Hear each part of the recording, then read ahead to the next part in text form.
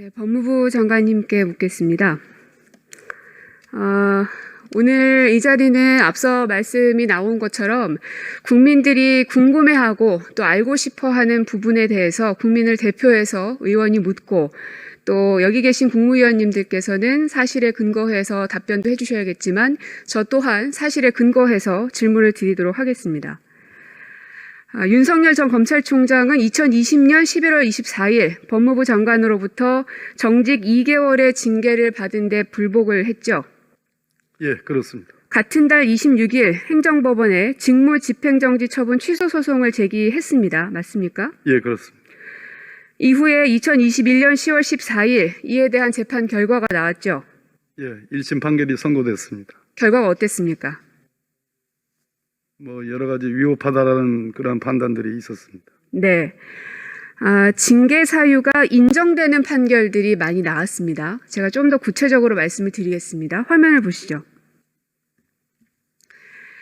그 판결문에 보면은 일단은 첫 번째 판사 사찰입니다. 이 검찰에서 판사를 사찰하는 이 문건들이 작성이 됐고, 이것은 개인정보보호법 제15조 1항을 위반하여 수집된 개인정보들을 토대로 작성됐다고 판단을 한 것이 지금 판결문에 보여지는데요. 맞습니까? 네, 판결문에 그렇게 적시되어 있습니다. 네, 그래서 징계 사유로 인정이 된다라고 처분을 한 것이죠. 예, 그렇습니다. 이 판사 사찰 문건을 이렇게 해도 되는 겁니까? 상식적으로 참 이해가 되지 않는데, 물론 이제 행정법원의 재판 결과가 나오기를 이제 국민들도 기다려왔고 거기에 대한 결과가 나왔습니다만, 오랫동안 이쪽 계통에서 이제 일도 하셨고 사건들을 많이 봐 오셨을 텐데, 이 행정법원에서 이 판사 사찰 문건이 징계 사유를 받을 만한 합당한 이유가 있다라고 판단한 근거가 뭐라고 보십니까? 개별적으로는 이제 개인정보보호법 위반 등이 있다고 했는데요. 개인정보보호법 위반 앞부분의 최종 판단에 직무 권한을 행사하여 직무의 범위를 벗어난 부당한 지시를 한 것이라는 설시가 되어 있습니다. 네. 다만 이 판결은 아직 확정이 안 되어 있습니다, 의원님. 네. 그리고 언론사 사주와의 만남, 불문, 징계 처분의 불문이라고 써있는데 저 불문이 무슨 뜻입니까? 말 그대로 묻지 않는다, 이런 얘기입니다. 네. 그럼 징계 사유는 아예 아닌 겁니까? 제가 알기로는 징계 사유로 볼 수는 있지만 책임을 묻지 않는 결정인 것으로 알고 있는데요.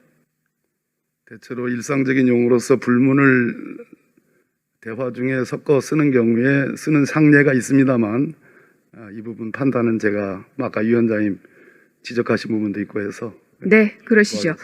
그 다음에 검언유착 사건에 대해서 관찰 방해, 또 수사 방해 두 가지에 대해서 징계 사유가 인정됐습니다.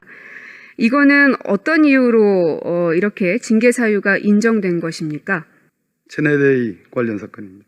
네, 맞습니다. 채널A 사건에 대해서 제가 보니까요, 판결문 보니 검언유착 사건의 수사에 개입하여 소집 요건도 갖추지 못한 전문 수사 자문단 소집을 지시했다고 판단하고 있습니다. 맞죠? 예, 판결 이유에 그렇게 적시되어 있습니다. 이것도 역시 직무 권한을 벗어난, 직무 범위를 벗어난 부당한 지시라고 판단한다라고 지금 되어 있습니다만 맞습니까? 예, 판결 이유에 그렇게 되어 있는 것으로 알고 있습니다. 지금 요 두 가지 것만 보더라도 검언유착과 판사 사찰 두 가지만 보더라도 공통사항이 직무 범위를 벗어난 부당한 지시를 한 것이라고 행정법원에서도 판단을 하고 있습니다. 통상 이런 것을 직권남용이라고 합니까? 직권남용은 형법상의 범죄인데요.